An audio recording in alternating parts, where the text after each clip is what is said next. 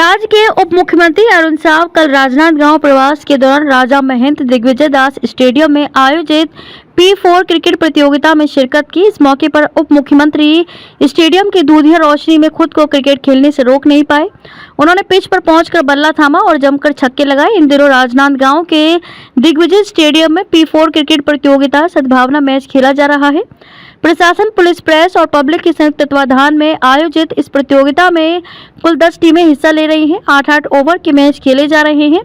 इस प्रतियोगिता में खास बात यह है कि छक्का मारने पर 1 रन दिया जाता है और एक खिलाड़ी सिर्फ 10 गेंद ही खेल सकते हैं।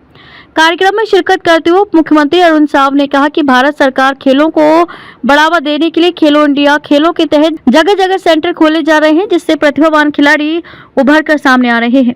इस मौके पर मीडिया से बात करते हुए उप मुख्यमंत्री ने कहा कि वे पहले क्रिकेट खेलते रहे हैं, इसलिए आज खुद को रोक नहीं पाए। जी सर, बताएं आज दिग्विजय स्टेडियम में सद्भावना क्रिकेट लीग P4 के आयोजन में सम्मिलित होने का आमंत्रण मिला था। उस प्रतियोगिता में शामिल होने आया हूं। बहुत सुंदर स्टेडियम है और बहुत शानदार सद्भावना क्रिकेट लीग का आयोजन हो रहा है। मैं आयोजन समिति को बहुत बधाई और शुभकामनाएं देता हूं।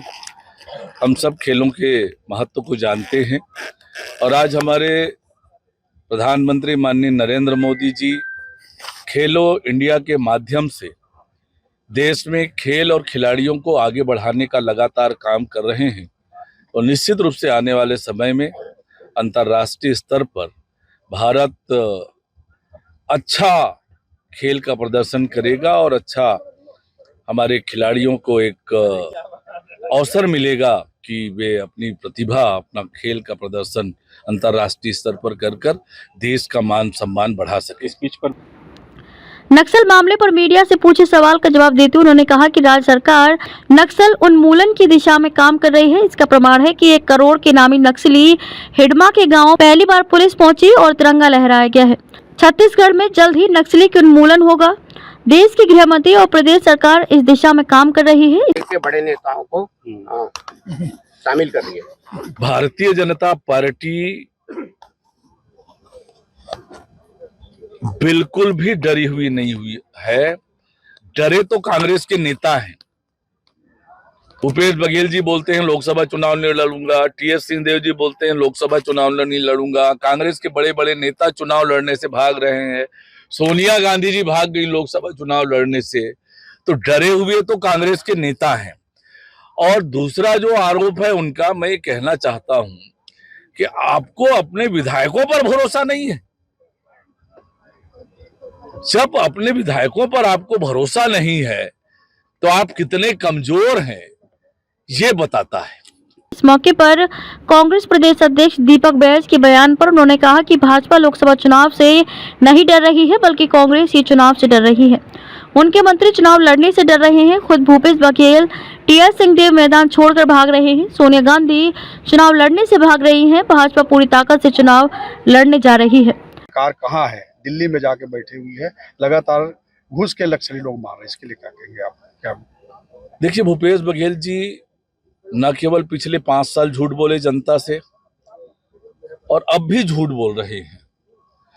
5 साल उन्होंने नक्सल उन्मूलन के लिए कुछ नहीं किया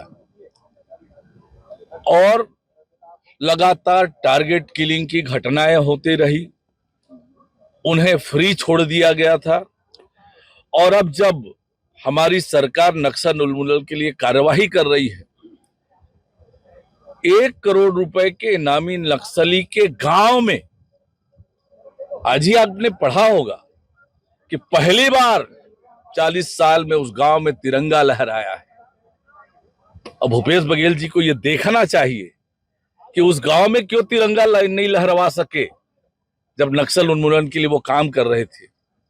आज जो नक्सलियों का एक तरह से केंद्र था, उस गांव में कैंप हुआ, एसपी उस गांव में गए और उसके घर गए और उस गांव में तिरंगा लहराया।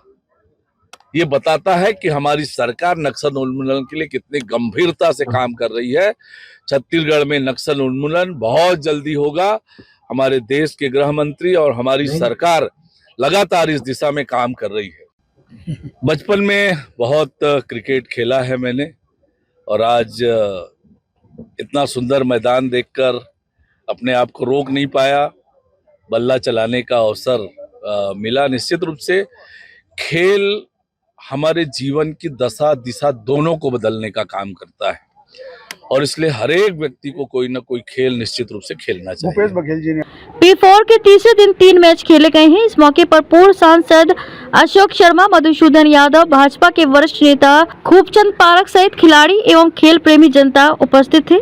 राजनांदगांव से विजन टाइम्स न्यूज के लिए लोकेश रजक की रिपोर्ट।